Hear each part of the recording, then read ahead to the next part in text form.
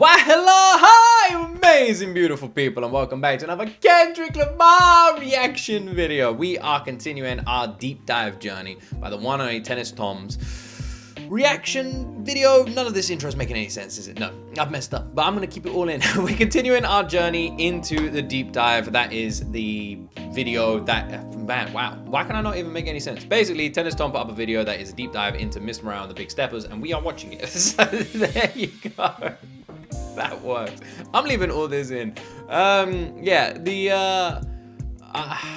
album is just insanely dark, insanely deep, and one of the most real open albums I've ever reacted to. And I have to admit, when we do these deep dive explanation videos, they just make it 10 times even better. So let's just jump straight into this one, shall we? You guys waited long enough for part 2, so let's just continue it. If you like these reactions, please support them. Please like, please subscribe. Really helps the channel. About 85% of you aren't subscribed, so please subscribe. And let's jump into my first time ever reaction to Tennis Tom's, which, by the way, link to his channel is in the description. A deep dive into Kendrick Lamar's Mr. Morale and the Big Steppers Part 2. Feel himself here?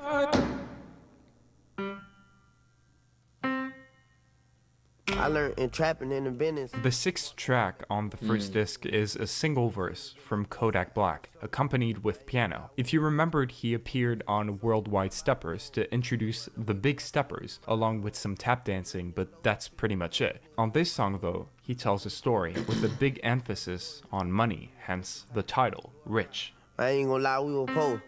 A bunch of lost souls in survival mode.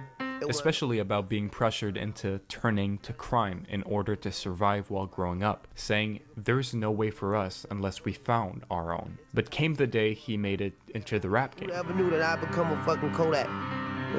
Rap money good, but I'm still putting the gas through the hood. Slowly, we start noticing why Kodak was on this album in the first place. Throughout these first few tracks, there's an emphasis on reflection and image, how you appear to be. And it's probable that Kodak is someone Kendrick can relate to or see himself into. They both were... This is actually something I've wondered about when it comes to Kendrick and who he works with, because Kendrick doesn't really do, at least as far as I can see, a massive amount of collaborations, but he does work with artists, like a massive variety of artists as well. And I can imagine that when it comes to Kendrick working with artists, there has to be like a real reason, a real draw to that artist, like we're seeing now with Kodak.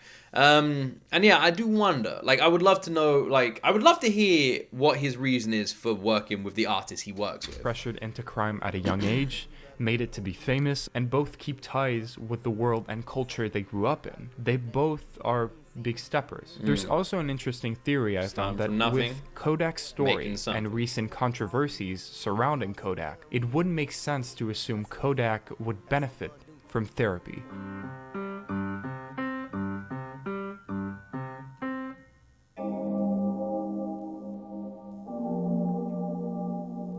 Rich Spirit is also another double-edged sword. There is intention to heal, but Kendrick's ego still dominates. Taking my baby to school, then I pray for, cause you bitches ain't never been cool, writing testament. This verse transforms into a bragging carnival for Kendrick. Painting pictures, put me in the Louvre, that's a definite universal shift, I'm in the groove. Put me in the Louvre at this point. I'm famous, but that doesn't mean I have more integrity than a normal person, you know? I'm making more than 2 M's per show, but they should add another 2. What do you think, Eckhart?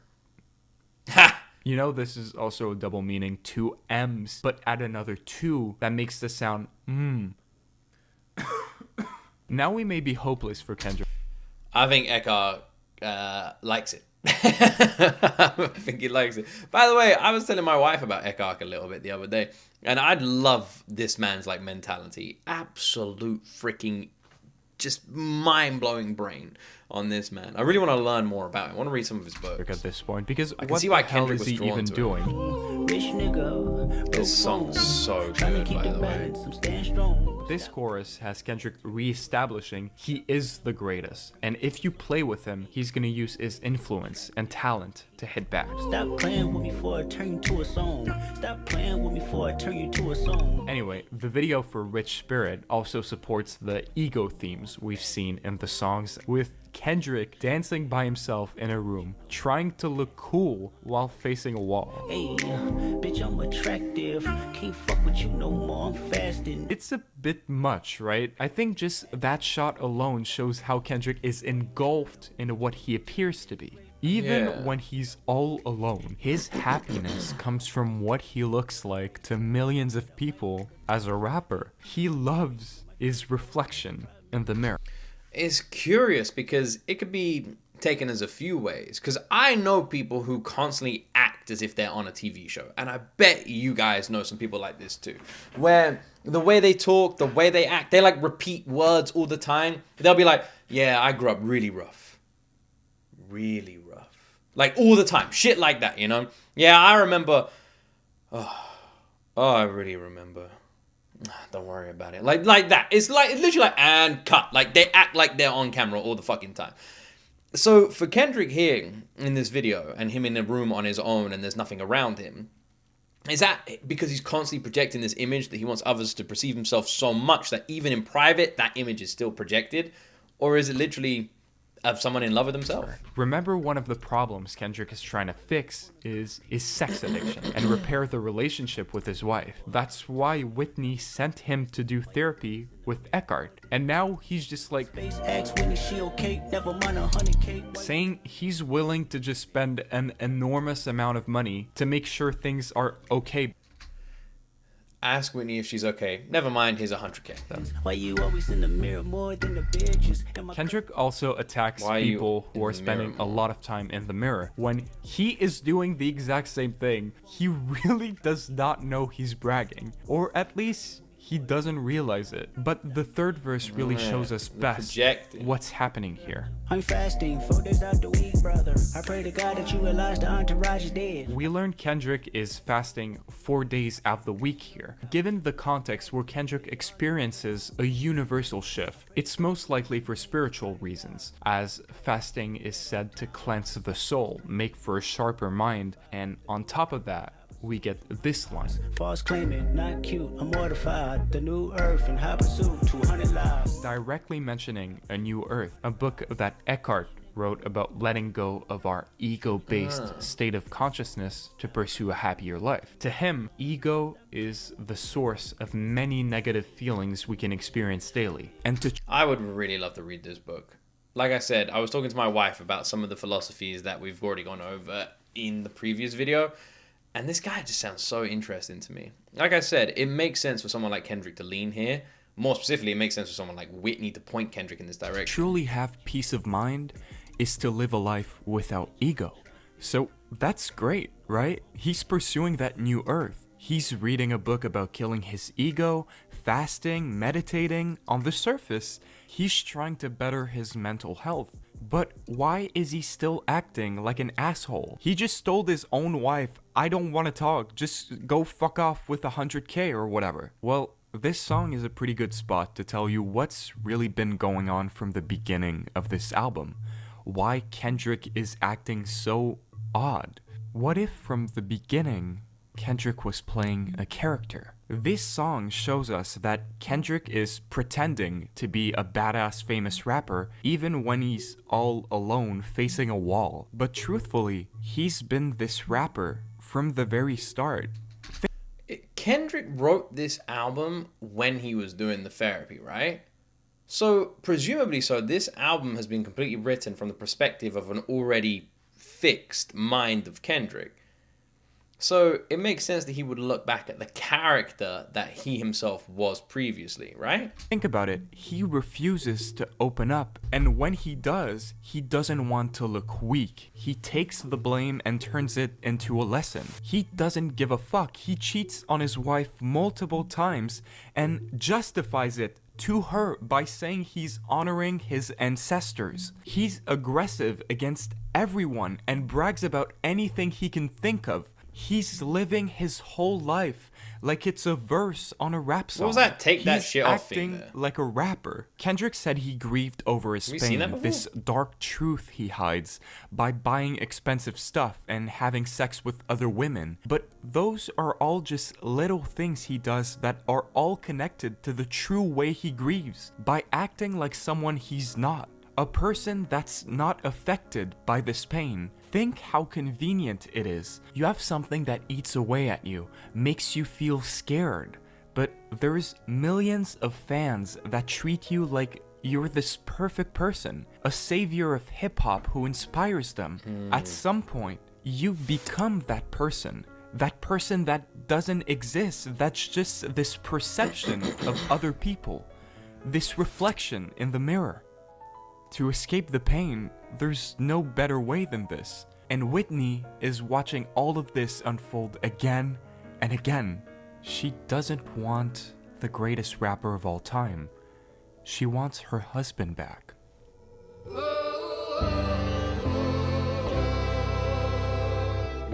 After all the hurt she's endured, I can't imagine what that must be like, by the way. Like, at all. To literally just... Because Kendrick is put on this pedestal by us. I mean, fuck, I'm doing it now just by reacting to his music. And he's just a normal guy, like us. Well, you know what I mean, a normal human like us. And you can only do that for so long before you eventually become...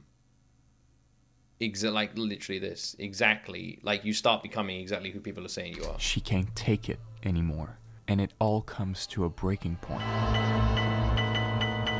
This is what the world sounds like.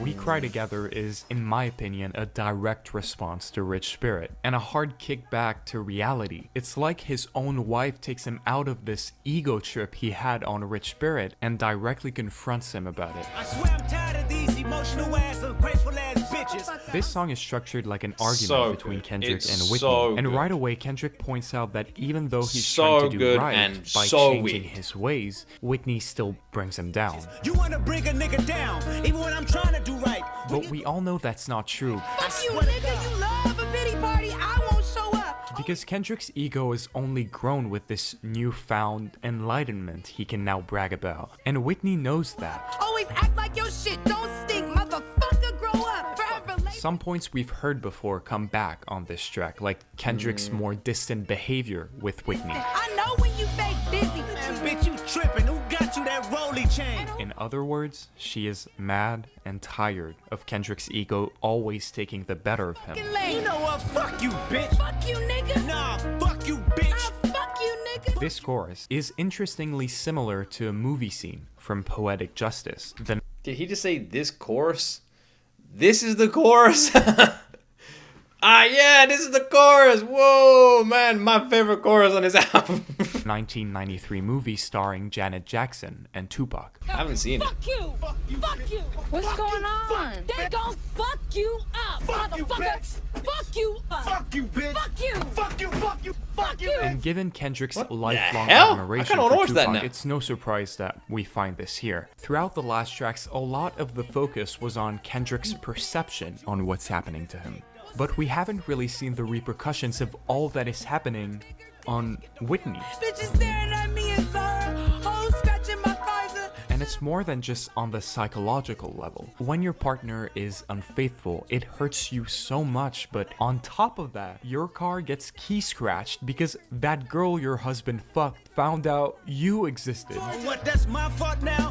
Bitch, you power tripping or guilt tripping. I held your ass down. It's interesting when you compare this song to the first ones, for example, because they're all sharing one thing. There's no conversation. When Kendrick is in therapy, he's venting about all the problems that are wrong in the Good world. point. He's talking a bit about his issues, and Didn't even think about this. It is like that, isn't it? There's no conversation. This is Kendrick literally just saying, like talking at people. Literally, I mean, this guy's gonna explain, but yeah, literally talking at people. No conversation, no back and forth. I've got something to say. I don't care what you have to say about it. I don't care what your opinion is about it. I don't care if you've got something to say as well. troubles, but he's Exactly that. instantly fixing them by himself in front of his therapist instead of having a conversation about it. And that's the same logic for this song. They're talking to each other, but there's no exchange. They're just yelling at each yeah. other. Find it funny. You just can't apologize. Egotistic, narcissistic. The truth is, Kendrick is narcissistic, hasn't apologized in any way since the start of this, and continuously lies about letting go of his ego. That apology thing is really interesting as well, because that's something that loads of people suffer with, where they just can't say sorry. They just can't, because by saying sorry, you immediately are in the wrong, and they just can't do it. I literally know so many people like this who just can't say that word. Innocent. Nobody is perfect. But that goes into the image that he's projecting. Never mind, bitch, I'm walking out. But the more they keep avoiding conversation, the more they slowly start to lose the point they were arguing on. And again, you think they're about to leave with no progress made. But instead, something else happens. Lay this pussy back on the couch. Doggy style, then you get on top. Fuck me, nigga. I'ma fuck you. This is a change of pace, and it could mean a few things. It ties in with Kendrick's previous ways of dealing with pain by having sex. So this might be a red flag, but this time it's with his wife. It seems it comes more from a place of mutual love, setting aside this fight for each other. When you think about it, that moment is really sweet and something a lot of us can relate to. The victory of love over anger and lie. Yeah, man. That when I listen to that song, if you can even call it a song, that's exactly what I was thinking. I was like, shit, this is beautiful. This is some beautiful romance right here. This moves you, man. That's exactly how I felt. Yeah, I definitely didn't feel uncomfortable and weird, man. No. And then again, we beautiful. hear that same noise. Tap dancing. Stop tap dancing around the conversation. Issue. Leading into Purple Hearts, the last track of the Big Steppers, we learned that Kendrick hasn't really been honest with us this whole time. He has been tap dancing around the conversation, dodging it by any means. There maybe was intention to do it, but every time he tried, his ego, his narcissistic nature as a rapper, this reflection he slowly became over the years, made it so songs like Father Time and Rich Spirit are just him tap dancing around the issue. Tippy-toeing and I'm walking. And the first line of Purple Hearts confirms it, with him admitting to walking on his tippy toes around the real conversation. Yeah. There's a bunch of different possible meanings for the title Purple Hearts. Following We Cry Together, it could allude to a bruised heart. The Purple Heart is also a military medal awarded to wounded soldiers. These two kind of go together, but this is also a reference to lean, because mud walking is literally a term that means when the lean hits you hard and you stumble. Love it when the drugs talking. Shut the fuck up when you hear love talking. Okay. All of the Big Steppers amount to this track where his message is love. Knowing Kendrick is probably all of those things. I doubt it's just one of them. In my opinion, it's kind of a response and a realization about everything. Kendrick said a lot in these past tracks. The timing but of this song is shut the fuck up perfect. when love finally shows up. Yeah. And this message is amplified After when the Kendrick argument. says it's God speaking directly through him. Now, Kendrick might be getting closer to religion in order to heal. But it's evident that Kendrick is driven mainly by the love he has for his wife and his family on this song. My life is like forbidden fruit. My bitch know better than I do. Directly responding to this argument that they had on We Cry Together, Kendrick agreeing, "You really do know better than I do," and even saying he'd want to work on himself hand in hand with Whitney. I'd rather fast with you than fuck it up. Fucking with skirts, cause I'm This is when you know you've got a good relationship, and this is true. When your partner knows you better than you know yourself. You need to listen to them. Because that's what happens. When you're in a good relationship, that's exactly what happens. It's very easy to be inside your own head and not know what's best for you. And I don't mean in like a big time, loads of money, arrogant kind of way. I mean just in general, when it comes to like health and your day-to-day, just looking after you, it's very easy to neglect yourself sometimes. And it takes a friend or a partner to make sure you don't. Which is what we're seeing here with Kendrick and his.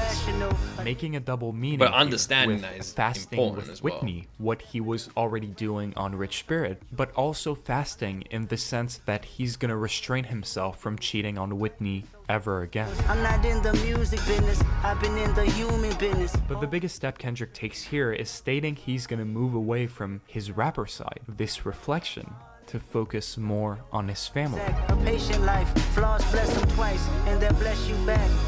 The Big Steppers is a side of the record where we're deceived. We only see what we expect to see from a rapper like Kendrick. It's just his appearance. God but damn, like a man. mirror, Looking at disc 2. this appearance can only be reflected by a real person. Yo, telekinesis, I'm purifying these speeches. This last gorgeous verse from Ghostface Killah is very religion-oriented and sounds like a prayer. Shut the fuck up when you hear his love talking to the... Yeah, that sounds like a prayer. I remember when I was younger and I used to go to church and I'd walk in and the priest would go, "Shut the fuck up!" And I'd be like, "Oh, wow." Straight away, okay.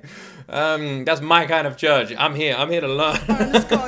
In fact, it's like a motivational speech from a pastor. He's in front of In a way, God's yeah, door actually. with everything, his traumas, his fears, but also his love and will. We need an intermission, my good deeds in front of your door. I'm standing by the entrance. This is only the first half of this healing journey, of finding peace of mind and uncovering this truth. We've seen so much odd stuff in the first half, and it all seems to be related to this secret trauma Kendrick holds, that he is so afraid of and desperately trying to heal. Now you might be wondering why he didn't just say it out loud yet, but how could Kendrick be honest with us without being honest with himself in the first place? To hide this truth that was slowly tearing him apart, he unconsciously convinced himself he was someone else, a perfect person who's never known trauma Can't or do failure. any wrong. But we've already seen how this way to heal only What does it hurt matter if more I'm cheating people on you when I than it give you all saved. this money? Listen what the stars all say. these What I fancy say is things in God's life. way.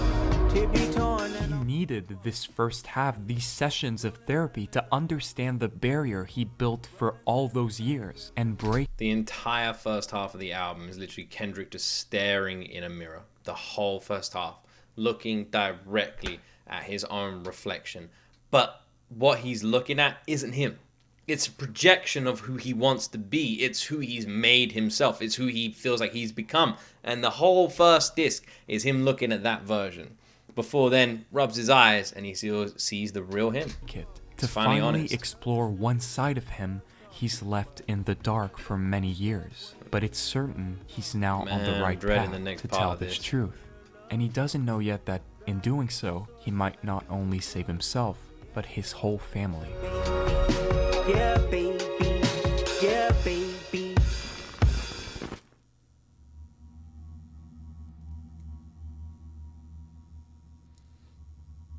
So fucking good. So good. That is written so well.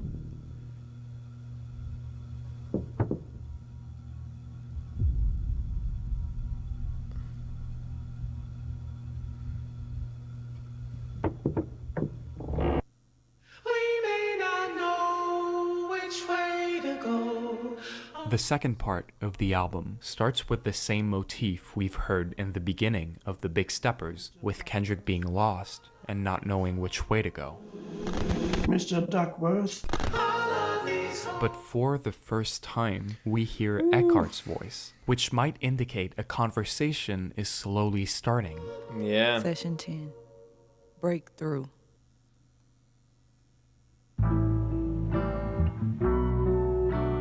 And it's supported by the fact we hear his wife say that on his 10th session with Eckhart, there was a breakthrough. Since Count Me Out is also song 10, it also brings up the interesting point that each song is, in a way, a therapy session.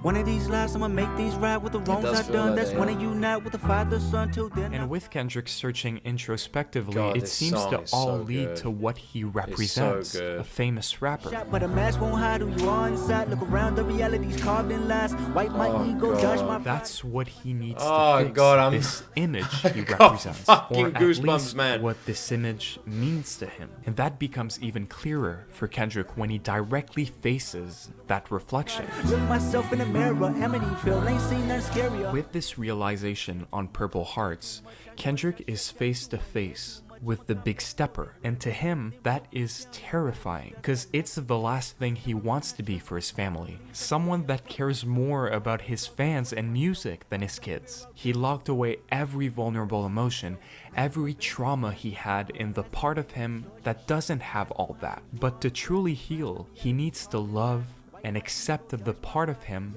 he abandoned many years ago. If I didn't learn to love myself, forgive myself 100 times, dog. And that starts with a hell of a statement. I love when you count me out. I love when you count me out. Something that you never expect Kendrick to say, and it seems it's directed at the rap game and his fans. He admits that he is mentally better when all of the stress and implications of being one of the most acclaimed artists in the world is all. Just seeing that shot of Kendrick on the fucking stage playing the piano and like that like flash of lights.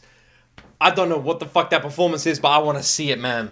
Oh my god, it just made me realize, that one shot just made me realize how we're in this journey. We've been doing this journey for a while, and I feel like I've barely fucking started this journey. Gone. This is the opposite of what this That one egotistic shot. big stepper would say. Kendrick is saying, I love it when you don't talk, think about, or mention me at all. When you just leave me alone. Fucking it up.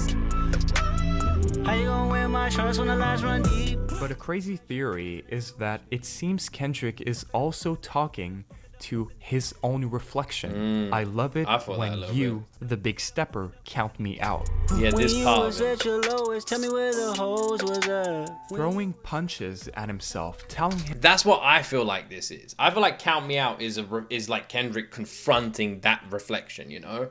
Like he's sitting there in his own mind, and he's finally having a conversation with this like version of him that he's manifested into existence, like fucking Fight Club. And I won't say any more. But that's literally what it feels like. Like he is confronting that part, and he is having a conversation with him, confronting it and having that part. You know, having that fight. That's what it feels like. You're like, you counting me out. You don't think I can do this. You've taken the reins for too fucking long. That's what it feels like. What the hell were you thinking back then? By trying to desperately heal the trauma you had, you just created more trauma. Not only for your wife, but for yourself. All this regret, you gotta deal with it now. When is this cycle gonna end?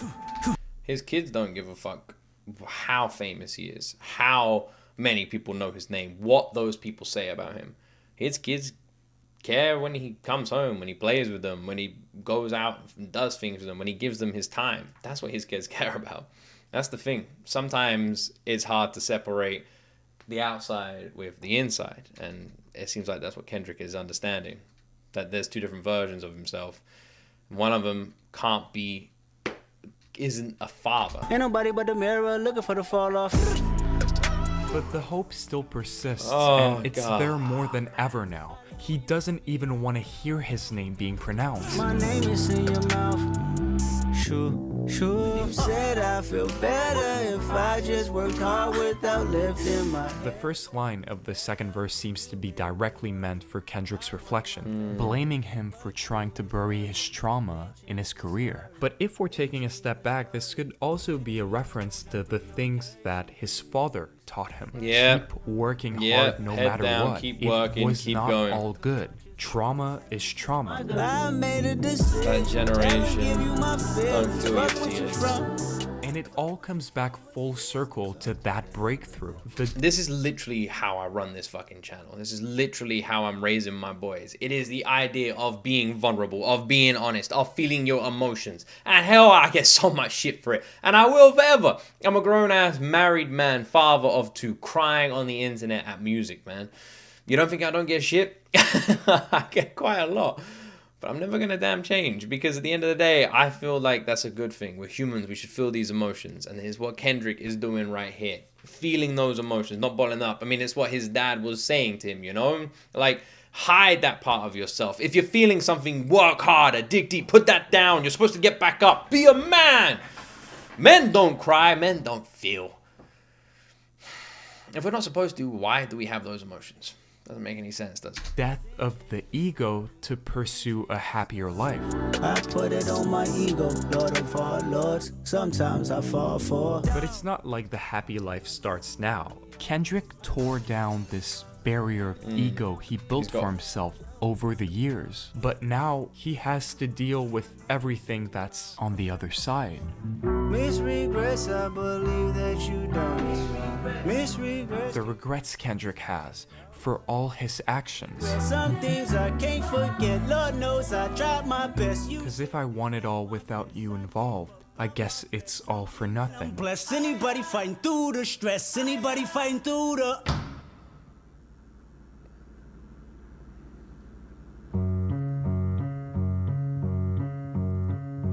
Crown is a simpler song instrumentally but also lyrically, with a more calm delivery from Kendrick, something we haven't heard on this album yet. You walk around like everything is in control.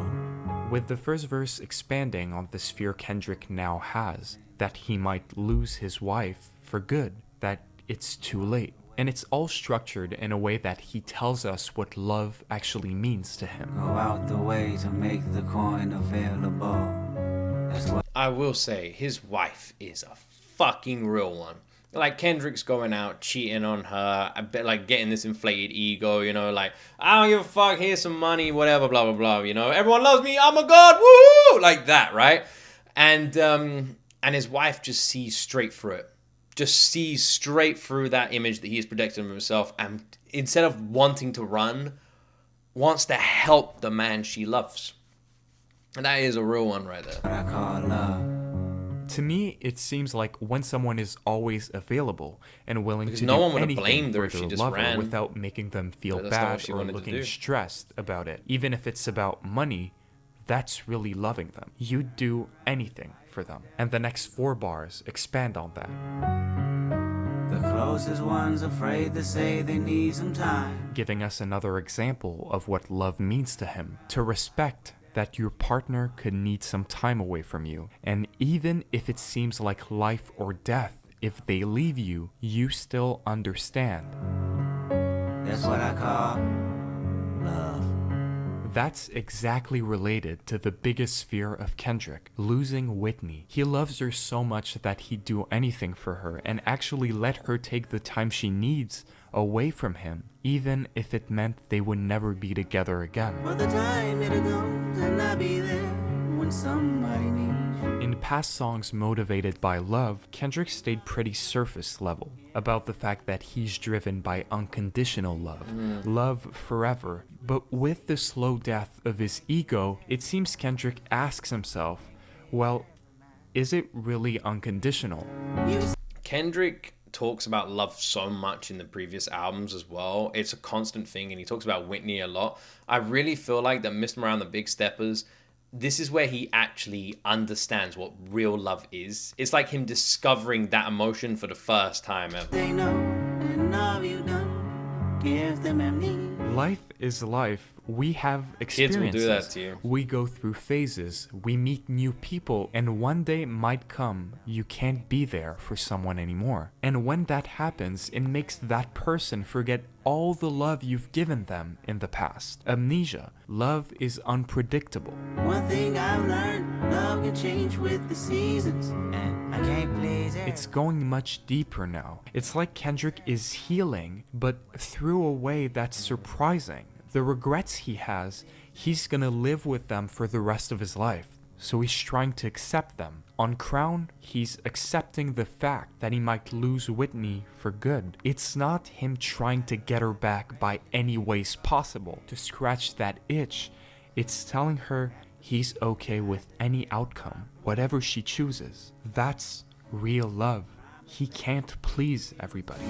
They idolize and praise your name across the nation. Kendrick realizing that the idea of holding Whitney forever, even if it's not what she really wanted, you know, pressuring her to stay, pressuring her to do these things, or even saying it's what he wants, which would change what she wants, is the wrong way. Kendrick literally being like, the way I love you is by letting you do what you want, letting you choose this outcome, because that's what real love would be. It would be making sure that you're happy regardless of if I am. The second verse follows the same structure as the first verse, giving us an example of what love means to Kendrick, but this time it's directed at us, his fans. Promise that you keep the music in rotation. We've seen all this fame and especially the negative impact that it has on Kendrick's family, but at the end of the day, it's love. The love his fans have for his music, and the same rules apply.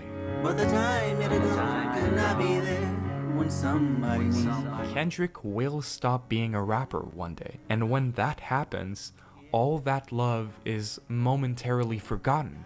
It's met with disappointment. You think, And what that's the why fuck? he says I need keep the more music on What rotation. about cancel culture? What if that happens? Could your love for Kendrick change? Love can change with the seasons, and I can't please everybody. Like all kinds of love, it's unpredictable. It can be gone sooner than you expect, and Kendrick also accepts that. When you can't please everybody, no, I can't please everybody. The love That parallel between his relationship and his like with Whitney and his relationship with us, the fans, is fucking insane, and I just totally missed it the first listen. I had no idea that he was doing a comparison there, that he was saying like, you know what? It's amazing. Kendrick in this is understanding what love is in general, not just his love in his relationship, but his love with his community, his love with the people who listen to his music.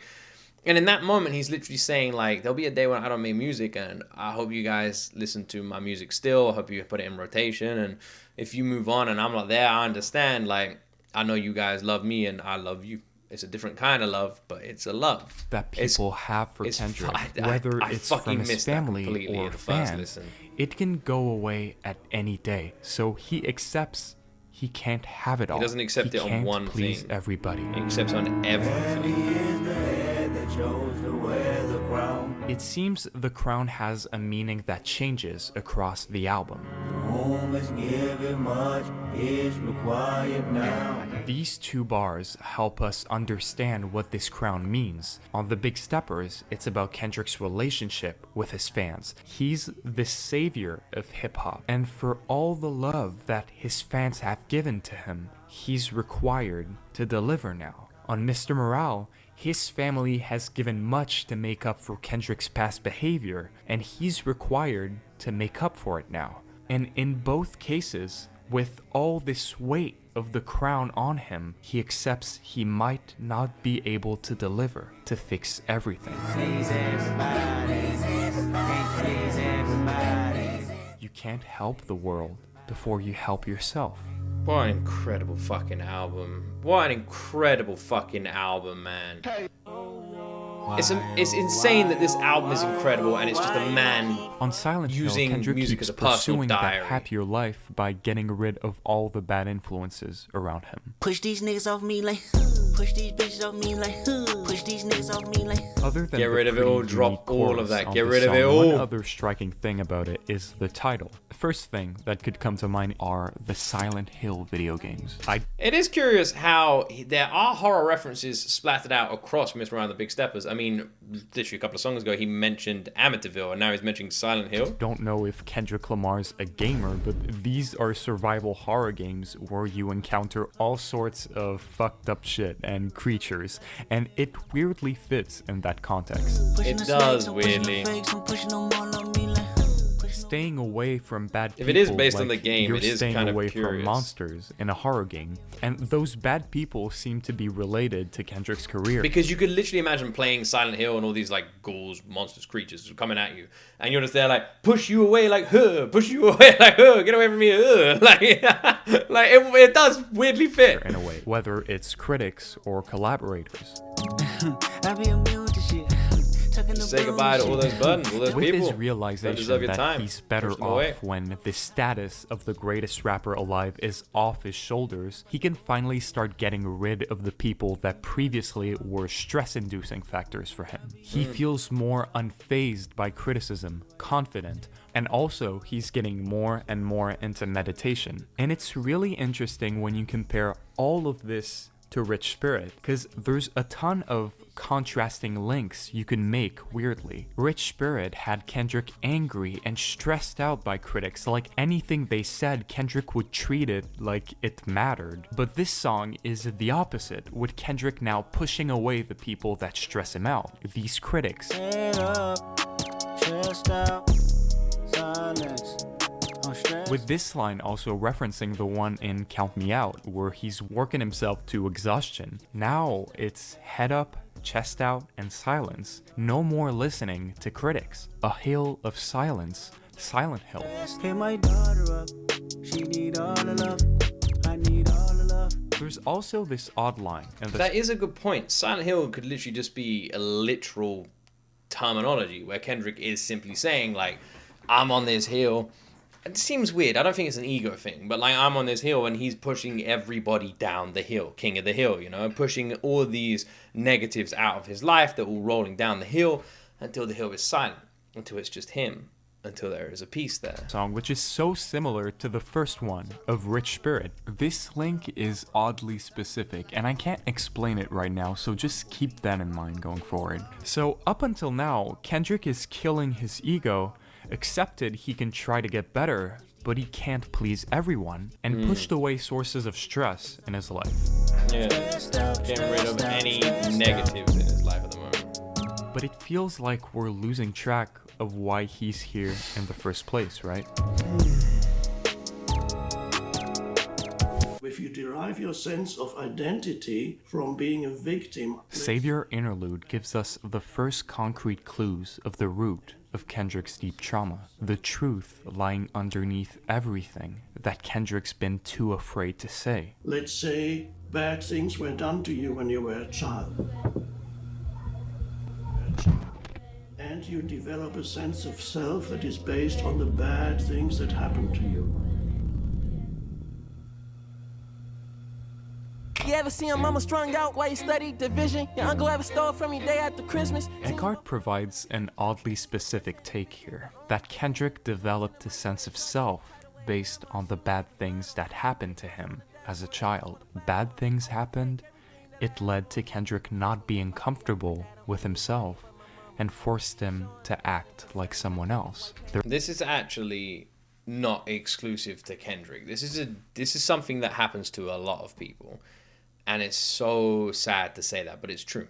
It does. They're like, and I'm sure you guys are thinking it right now, where people go through some kind of trauma in their younger years and they almost develop a alternative persona in some way that is like their own shield from everything. They change their mind and themselves and put this projection up because it's safer that way. This is a version that can't get hurt. And usually it is like a more egotistical or colder version. That's the usual sort of thing. Obviously, I'm not a shrink therapist. I don't know anything. But yeah. I'm just kind of stalling here. It gets, yeah. I hate all of this. It's heartbreaking what happened in the story, man. There is something much darker in Kendrick's youth that we just don't know yet.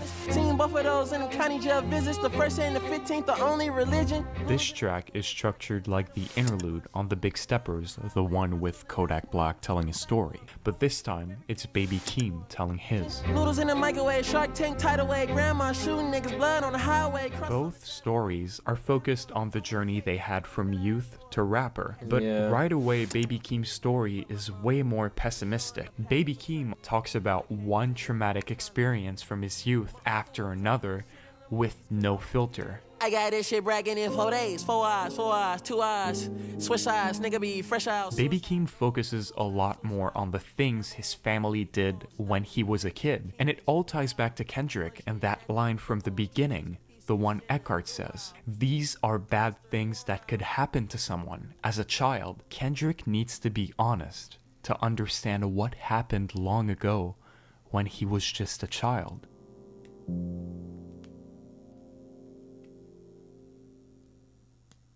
Kendrick made you think about it, but he is not your savior. Kendrick makes tremendous progress on Savior, expanding on what he was doing on Silent Hill. After pushing away his critics, it's time for him to directly address his fans. And I love that it's Kendrick made you think about it, but he is not your savior. Because for me, I've always said this when, like, because people will sometimes give credit of their own achievements to someone else in their life. And I always think you can show someone the door, you can show someone the road to walk down, but they still need to go down it. They still need to do that. And that's what I feel like Kendrick is saying here, where he's saying Kendrick may make you think about it. You may listen to this album and want to change or help yourself, but that doesn't make him your savior. You are your own savior. You save yourself. You just needed someone to light that match. Say, I am not your savior. Mr. Morale, give me high five. 2 times in a co-defendant judging my life. This goes against everything he said in the first album. Stop idolizing people as if they were your savior, because they're just like you. Regular human beings with regular families and lives. That also brings sense to the prophet-like rollout and image Kendrick promoted before the release of this record. It's like he played a joke on all of us. As fans, we expect these words to make us question our life. But he's saying the opposite here. It's like sarcasm. I am all of us is not some deep prophet shit Jesus would... It's literally him projecting the image of what everyone assumed he was. You know, this savior of hip-hop, this savior of this space. And he was like, shit, yeah, here I am, your savior. Stop fucking looking at me like this. Like, that's what it felt like. It was like, everything everyone was saying, so he just came out like it and then tore the damn, like, outfit off, you know? Like, that is not me. Save yourself. It's literally saying, I'm a person like you. Stop treating me like I saved the world. It's that kind of honesty that really shows the depth of Kendrick's ego. Here, it's really about Kendrick's truth on the relationship with him and his fans. For example, he points out how it's grown so out of control that people were trying to cancel Kendrick for not posting anything during Blackout Tuesday after the Black Lives Matter protests. Even blacked out screens and called it solidarity. Meditating in silence makes you want to tell on me. But that silence was just about Kendrick working on himself and trying to heal by distancing himself from everything. His silent hill, but it's perceived as no support. Beach, are you happy for me? Millie, are you happy for me? The chorus puts in question how we consider these celebrities. There are idols, but do we consider them also as people? And he asks, like, as a person, are we actually happy for him, or we're just happy as fans? Fans can be genuine assholes sometimes. Bro, why are you grabbing him like that? Some of them, when they see someone famous, they just want to talk to them or get a photo, but it's all for themselves. They don't Why are you grabbing him like that? What a weird way to grab Kendrick, by the way. Hey, how you doing? consider the other person in front of them. That celebrity is just a living trophy they're entitled to. Bite their tongues and rap lyrics, scared to be crucified about a song, but they won't admit it politically. The second verse of the song is pretty interesting because Kendrick questions the authenticity of cancel culture as a whole, saying basically that people who have a powerful voice in the culture are scared to get canceled now. So instead of speaking from their own values and individual beliefs, they're gonna tend to follow trends that everyone follows. And he connects it to that time people were trying to cancel him for not speaking up. Imagine what an incredible world we would live in if social media just vanished, you know? Imagine, just like keep seeing the posts coming from Twitter and everything like that, and then Kendrick talking about how it's literally used as like imagine, yeah, it's like if you don't post something online, that's bad, you know? You clearly are against this thing because you didn't post something online. Would you have said that to someone years ago? Would you say that to someone who isn't online? Like, it's such a weird concept. That's for you. 365 for me. By clarifying that his fight is constant by protesting and sending messages in his music. Truth imprecise in the fire you need. It seems we're getting closer to it all, with Kendrick being more and more honest. The cat is out the bag, I am not your savior. And Kendrick has to think about himself. Protecting my soul in the valley of silence.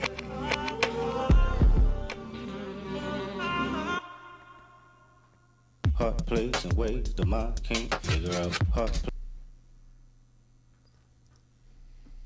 You know what time it is. It's time to end part 2. That's what time it is. It's time to end part 2. That seems like the perfect place to end it. I really admire this man on his journey that he takes through Mr. Morale and the Big Steppers. And I feel like I didn't even fully understand the complications of this on my first listen. And even now, it's only just making like slightly more sense, you know? Like, this is such a huge thing for anyone to... Like, let's just be honest. This is a fucking massive thing for a human being to share with the world. Right? This is a human being like us sharing all of his deepest insecurities and issues with us. You know? Fucking hell, there's loads of people who watch my videos every video. I get multiple people comment on every video I upload. Like, just asking me to do the same kind of reactions all the time, right? I don't know if they watch them, but that's what I have. And I cannot imagine sharing some of my personal, darkest, deepest secrets, with those people, right? If I'm being honest, with you guys watching this right now. Just like I imagine, you can't imagine sharing that with me, right? We're strangers to one another. But Kendrick did that.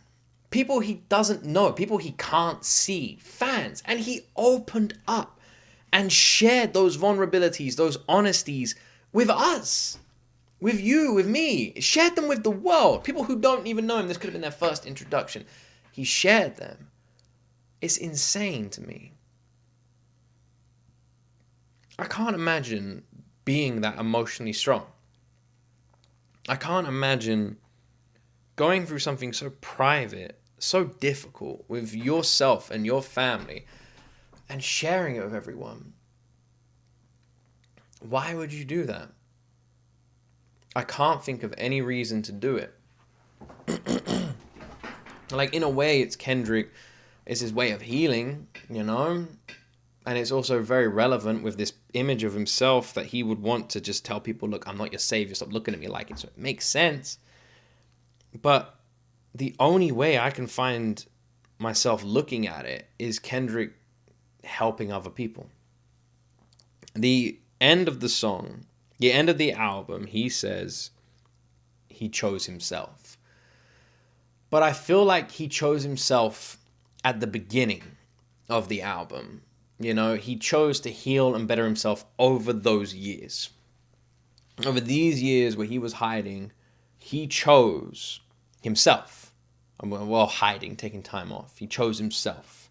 But then when he gets here and he's fixed himself, you know, repaired this damage, addressed it, he then chooses us by choosing himself. In the simplest form, he went down the path, shared the map with us. That's what it feels like. There's no other reason that I can think of why he would open up and share things as deep as this than something as simple as because he wanted to help other people the way he helped himself.